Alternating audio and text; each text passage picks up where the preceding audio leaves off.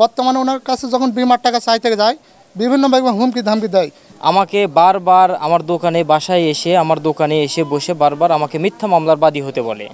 সহ আমাকে হচ্ছিল বাইরে থেকে আরও লোকজন নিয়ে আসে আমাকে অ্যাটাক করে এই কালীগঞ্জ বাজারের মধ্যে মাঝখানে আমাকে মারধর করছে। 2011 সালে সাইফুল ইসলামের কাছে, মানে আমার পাড়ারই লোক, ঝিকরা ইউনিয়ন 9 নম্বর ওয়ার্ড পিরলি সেনাপাড়া গ্রামের সাইফুল ইসলামের কাছে এই যে গোল্ডেন ডিপিএস নামের বিমাটা করছে। তো এখন এই বিমা করার পরে দীর্ঘ 5 বছর আমরা বিমার টাকা দিছি।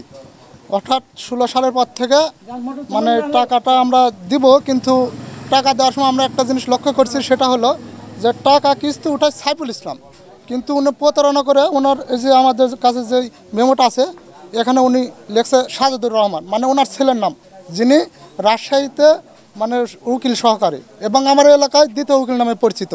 বর্তমানে ওনার তাণ্ডব দেখতে পাচ্ছেন, আপনারা তো শুনলেন। এছাড়া দেখেন কি পরিমাণের লোকজনকে উনি ঠকাইছে। আরও আমার পাশে আসে, এই যে আপনারা দেখেন এখানে সই আছে ওনার, সই জালিয়াতি কীভাবে করছে এগুলো সই নাই।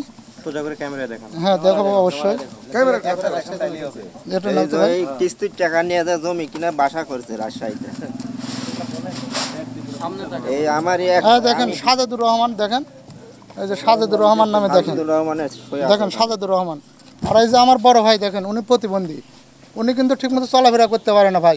বর্তমানে ওনার কাছে যখন বিমার টাকা চাইতে যায় বিভিন্নভাবে হুমকি ধামকি দেয় এবং আমি একজন স্টুডেন্ট, আমার জীবন শেষ করে দিয়েছে ভাই। দেখেন এই যে আমার উপর মিথ্যা মামলা করছে, এই যে হুমকি ধামকি দিয়ে আমার উপর মিথ্যা মামলা করছে উনি। আমার উপর মিথ্যা মামলা করে আমাকে 7 দিন কোর্টের বারান্দায় নিয়ে গেছে, আমার জীবন শেষ করে দিয়েছে। বর্তমানে আমি প্রতিবন্ধী প্রকার ভাই, আমি কোনো স্কুল কলেজ কোথাও যেতে পারি না। বর্তমানে আমি বাসায় বেকার বসে আছি। তো সাজেদুর হচ্ছে আমাদের গ্রামের জামাই, আমার বরাব্য মুজাফরের জামাই। সেই সুবাদে তিনি আমার একটা বড় ভাই হিসাবে তাকে আমি চিনি এবং সে আমাকে বারবার আমার দোকানে বাসায় এসে আমার দোকানে এসে বসে বারবার আমাকে মিথ্যা মামলার বাদী হতে বলে।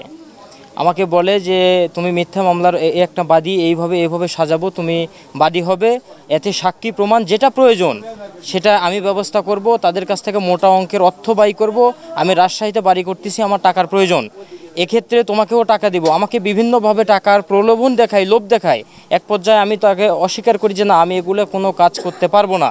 সেক্ষেত্রে আমাকে সে জজকোর্টের একজন মোহরি, সে বারবার আমাকে বিভিন্নভাবে মামলায় ফেলানোর চেষ্টা করে। অলরেডি আমাকে পরশুদিন একটা নিউজে আমার নাম দিয়েছে এবং বলেছে যে তোকে আমি দেখে নিব, তোর শায়েস্তা আমি করব, এবং মোটা অঙ্কের লাস্ট পর্যায়ে আমার থেকে চাঁদা দাবি করে, না হলে কালীগঞ্জ বাজারে আমি দোকান করে টিকে থাকতে পারবো না। বাসা মধ্য সেনাতে আমি এখানে বাজারে ডিউটি করি বা এই দোকানই আমাকে হচ্ছিল 5 তারিখের পরে স্যাম্পুলে 2টা লোক আমাকে জিজ্ঞেস করে যে মুজাফরের বাসায় কোথায় যাব, মুজাফরের বাসাটা কোথায়। তা আমার বাড়ির থেকে 1.5 বিঘা 2 বিঘা জমি তো ফারাস। তো আমি বাড়িটা দেখাই দিয়েছিলাম, দেখা দেওয়ার কারণে মুজাফর ধরতে পারেনি, মুজাফরক যা পায়নি বাড়িতে। তার 3-4 দিন পরে মুজাফরের জামাই আমাকে ঠেট দিছে যে তুই আমার বাড়ি, আমার শ্বশুরের বাড়ি দেখা দিয়েছিস কেন। মুজাফরের জামাই মনে হয় উকালতি করে না, উকিল নাকি, এটা আমি জানি না। হ্যাঁ, সেটা আমি জানি না কে।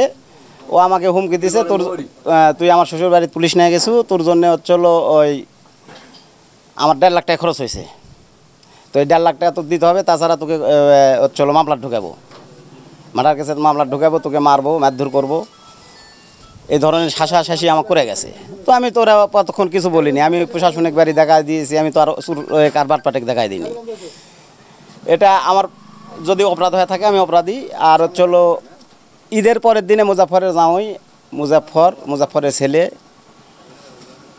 সহ আমাকে হচ্ছিল বাইরে থেকে আরও লোকজন নিয়ে আসে আমাকে অ্যাটাক করে এই কালীগঞ্জ বাজারের মধ্যে মাঝখানে আমাকে মারধর করছে, বা এটার CCTVর ফুটেজও আছে আমার কাছে, সিসি ক্যামেরার ফুটেজও আমার কাছে আছে। এভাবে এরা আমাকে জ্বালা যন্ত্রণা বা এবার শাসাশাস হুমকি সবসময় দিয়ে এসেছে এই মুজাফর, আওয়ামী লীগ করে আগের থেকেই। এই কারণে এটাই আমার অপরাধ যে আমি বাড়িটা দেখাই দিয়েছিলাম। ওরা আওয়ামী লীগের সভাপতি না সেক্রেটারি আছে ওই বাড়ি, ওর ওখানেই সাবেক সেক্রেটারি আওয়ামী লীগের। আর মুজাফর আওয়ামী লীগের পরিচয় দিয়ে ওর সুতো খাটাই, সুদ ঘুষ, ওর জামাই, হ্যাঁ এই সব করে চাঁদাবাজি ওর জামাই করে।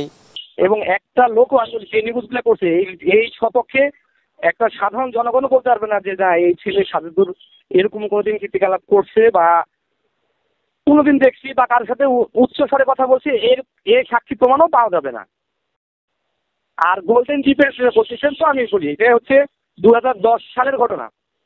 আমি যখন রাজশাহীতে আসি আমার বাবা ওই যে আপনার সেউজবাড়ি আফসার ছিল, একসাথে কাজ করতেন, 100 টাকা করে মাসিক জমা দিতেন। হ্যাঁ, ওই ডিটেলসটা আমি বলি এখনো আছে, ওটা নষ্ট হয় নাই। কিন্তু বিষয়টা হয়েছে ওটা ওই 100 টাকা করে মাসিক অনেকে টাকা জমা দিতেন না। আর ওদের নির্দিষ্ট একটা মেয়াদ ছিল মনে হয় যে 2 বছর বা 3 বছর টাকা জমা দিলে ওই টাকাগুলো পরে মেয়াদ শেষে ভাঙা হলে তখন ফেরত পায়, অথচ তার আগে হয়তো টাকা ফেরত পায় না, এরকম কোনো ইয়ে আছে। কিন্তু ওর আগে চালায়নি, সেটা হচ্ছে অনেক আগের ঘটনা। কিন্তু এখন বর্তমানে এগুলা তারা যখন দেখতেছে কোনো কিছু পাচ্ছেন তখন ইস্যু হিসাব করে ইয়ে করতেছে। সাজিদুর রহমানের আসলে এর আগে আমার কাছে কোনো কমপ্লেন ছিল না। কয়েকদিন আগে একটা মারামারির কথা শুনলাম। সাজিদুর নিজে এসে একটা চাঁদাবাজির অভিযোগ দিয়েছিল, চাঁদাবাজি সহ মারের অভিযোগ, কিন্তু সেটি তদন্ত করে আমরা চাঁদাবাজির কোনো ঘটনা পাই নাই।